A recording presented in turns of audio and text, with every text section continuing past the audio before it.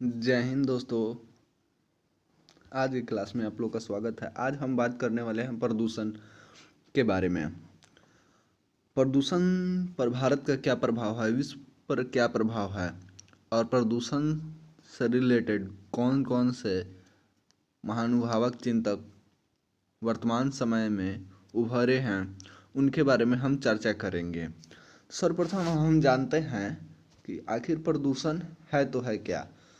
प्रदूषण प्रदूषण मतलब पर्यावरण में वैसे पदार्थ जो पर्यावरण और हमारे लिए खतरनाक है। जैसे आप लोग जानते होइएगा कि जब आप लोग पहले के अपेक्षा भी का नदी जल उतना शुद्ध नहीं है।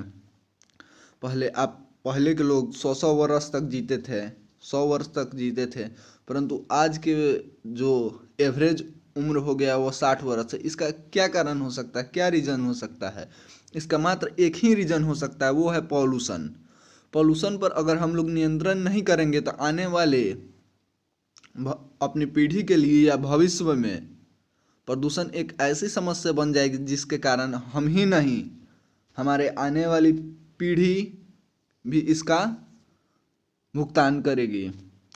क्योंकि जो प्रदूषण है हमारे देश में वो दिन प्रतिदिन बढ़ता ही जा रहा है।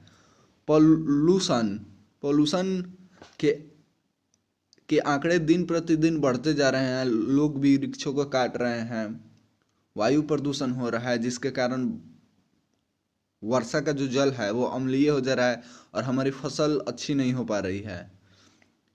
आने वाले लगभग 50 से 80 साल बाद पूरे भारत पर पूरे भारत पर ही नहीं बल्कि पूरे विश्व पर किसान समुदाय राज करेंगे।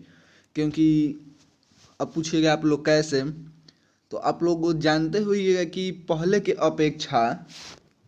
अपेक्षा जो कृषि होती थी वो कम हो रही है। आज कम हो रही है। इसका मुख्य कारण ये भी है कि एक तो असमय ऋतु परिवर्तन, और इसके साथ साथ जो भी भारत में कि किसान लोग इस पर बहुत अधिक एक्टिव थे। अभी मजदूर भी खेत में नहीं जाना चाहते हैं, सभी लोग आलसी लगभग हो गए हैं।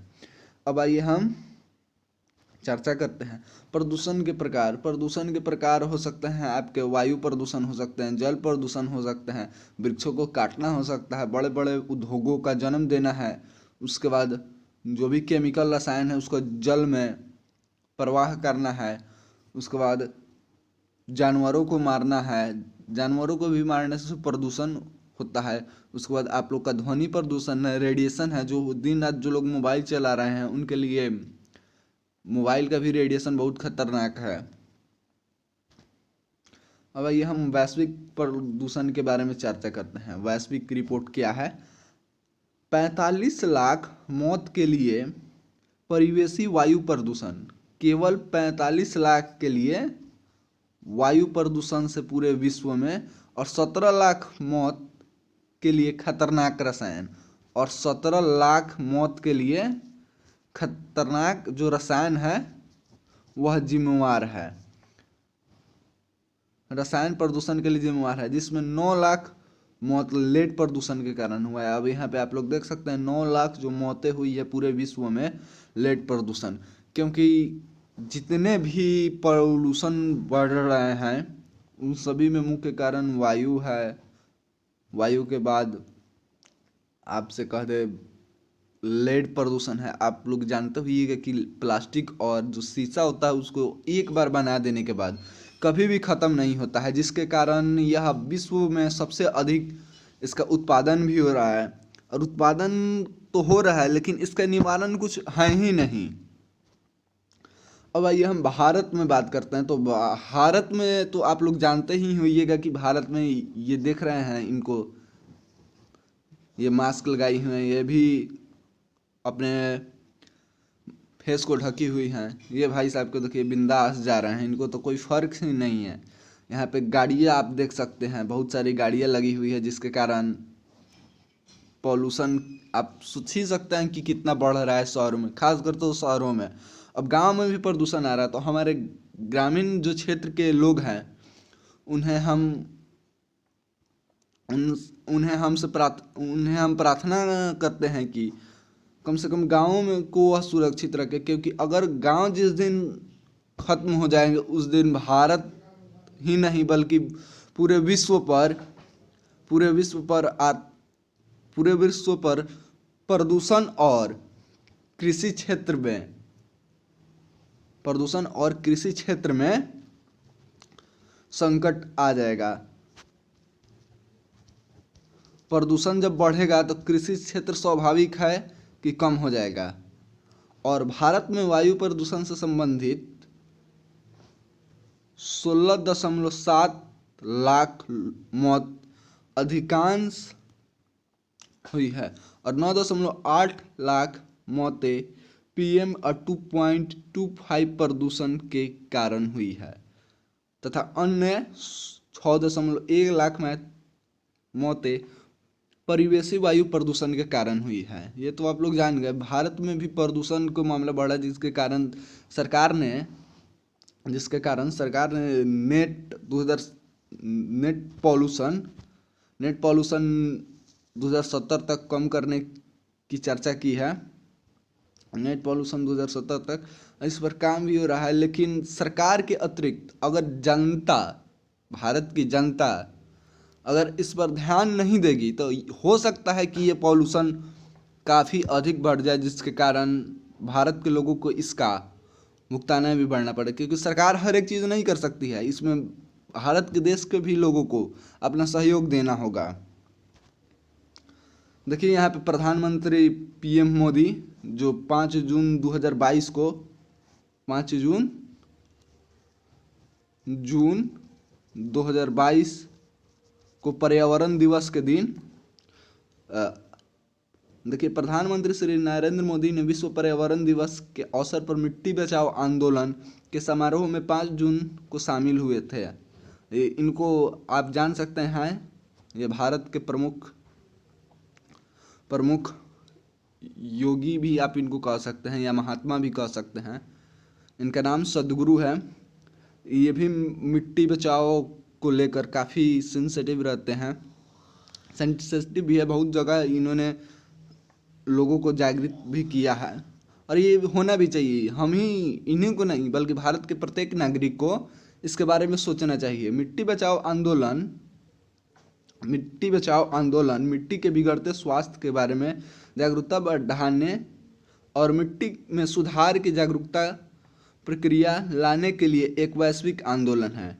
इससे भारत के स्तर पर ही नहीं बल्कि पूरे विश्व के स्तर पर सभी लोगों के पास किसी न किसी रूप में पहुंचाना चाहिए। अब आप लोग से क्वेश्चन पूछ देगा कि 5 जून 2022 को प्रधानमंत्री नरेंद्र मोदी ने किस आंदोलन का गठन किया? मिट्टी बचाओ आंदोलन। आपसे ये भी पूछ सकता है विश्व पर्यावरण दिवस कब मनाया जाता है? तो 5 जून को मनाया जाता है। अब आइए हम एयर पोल्यूशन के ग्राफ की अगर चर्चा करते हैं तो सर्वप्रथम में चाइना है, दूसरे में भारत में आता है। 6.6% पूरे विश्व का चाइना उत्पादन करता है और 5.4% भारत उत्पादन करता है। उसके बाद थर्ड में आता है रसिया और फोर्थ में आता है जर्मनी।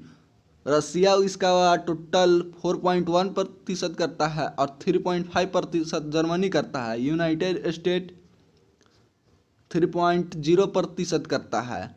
आप लोग समझ सकते हैं कि भारत 2070 तक नेट जीरो % पॉल्यूशन को कम करने का चाह रहा है, यानी कि नेट साफ जीरो कर देने का। अगर कोई अहम भूमिका निभाता है तो वो भारत के भी लोग हैं, क्योंकि अभी आप हाल फिलहाल में देखते हुए कि जो भी लोग जा रहे हैं आ रहे हैं वो कोई भी चीज़ प्लास्टिक का भी यूज कर रहे हैं चुरा नुका कर। अभी प्लास्टिक बैन कर दी गई है। बहुत सारे दुकान में भी आप जाइएगा तो वहाँ पे आप लोग को प्लास्टिक मिल जाएगा। इसके अतिरिक्त जो भी लोग खाद रसायन का उपयोग कर रहे हैं मिट्टी में, वो काफ़ी अधिक मात्रा में कर रहे हैं, जिसके कारण मिट्टी में नमी की मात्रा कमी हो जा रही है। मिट्टी में बहुत सारी जीवाणु जो होते हैं उनकी मात्रा कम हो जा रही है और मिट्टी में अच्छी फसल नहीं हो पा रही है। अब आइए हम बात करते हैं विश्व के रिपोर्ट के बारे में। एयर विजुअल और ग्रीनपीस द्वारा जारी वायु प्रदूषण रिपोर्ट में वर्ष 2018 का ये है। 12 महीनों में दुनिया के 73 देशों के 390 शहरों में वायु गुणवत्ता की रिपोर्ट की तुलनात्मक अध्ययन किया गया है। रिपोर्ट में टॉप 10 प्रदूषण शहरों में भारत के अलावा 2 पाकिस्तान और 1 चीन शहर भी शामिल है। अगर दुनिया के 30 सबसे प्रदूषित शहरों की बात की जाए तो इसमें 22 शहर भारत के, 5 शहर चीन के और 2 शहर पाकिस्तान के हैं, जो हमारे लिए बहुत खराब बात है क्योंकि यहाँ की जनता आलसहीन हो गई है। भारत की जो अधिकतर जनता है वो आलसहीन हो गई है। अधिक सुबह पर उठेंगे आप लोग, बहुत सारे लोगों को अभी यहाँ रिपोर्ट के माध्यम से आप लोग देख रहे हैं, इसीलिए आप लोग को पॉल्यूशन पर नियंत्रण करना होगा कम से कम। अब देखिएगा कोई दुकानदार जाड़े के दिन में, खास कर अधिकतर राज्यों में आप लोग देखते हुए जाड़े के दिन में कोई टायर फूंक देता है आगे तपने के लिए, घूरा के लिए। बहुत सारे किसान जो हैं वो क्या करते हैं, जब उनको कुछ भूसा जो नहीं बिकता है तो उसको अपने खेत में ही जला देते हैं, जिसके कारण मिट्टी के तो ह्रास होता ही होता है और पॉल्यूशन भी बढ़ती है, जिसका घाटा अभी हम लोग देख ही सकते हैं कि जो वैश्विक तापमान है बढ़ने के कारण ग्लेशियर दिन प्रतिदिन पिघलते जा रहा है। एक दिन ऐसा आएगा कि पानी का स्तर इतना बढ़ जाएगा कि पृथ्वी के 1 मंजिला तक ऊपर तक पानी रहेगा और हर एक चीज़ का अस्तित्व समाप्त हो जाएगा अगर नहीं अभी रोका गया तो। इसलिए इसको रोकना बहुत ही ज़रूरी है। अब ये हम प्रमुख आंदोलनकारियों के बारे में जान लेते हैं। ये सुंदरलाल बहुगुणा है, ये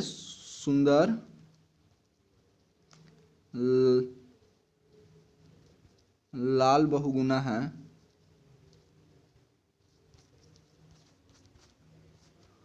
ये भारत के महान पर्यावरण चिंतक एवं चिपको आंदोलन, आप लोग से पूछ सकता है चिपको आंदोलन के प्रमुख नेता कौन थे? सुंदरलाल बहुगुणा थे।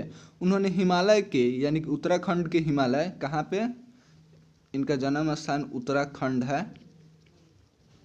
उत्तराखंड के हिमालय के पर्वतीय क्षेत्रों में वनों के संरक्षण, क्या चीज़ के संरक्षण? वनों के संरक्षण के लिए संघर्ष किया और उनकी पत्नी भी उनके आंदोलन से जुड़ी थी। अब ये आंदोलन पता है कैसे करते थे? जब भी कोई विदेशी या भारत के लोग वृक्षों को काटने आते थे तो ये लोग बहुत मतलब ये जब आंदोलन करते थे, इनके साथ कुछ लोग भी थे, तो वो लोग जाकर वृक्षों से चिपक जाते थे, यानी कि वृक्षों को काटने से पहले तुम हमको काटो, जिसके कारण वो लोग छोड़कर चले जाते थे। इस प्रकार इन्होंने चिपको आंदोलन का नेतृत्व किया और ये बहुत हमारे लिए कृतार्थी हैं। अगर ये नहीं रहते तो शायद उत्तराखंड के पहाड़ी इलाकों में बहुत सारे जंगल को काट दिया जाता, जिसके कारण और भी क्षति होती।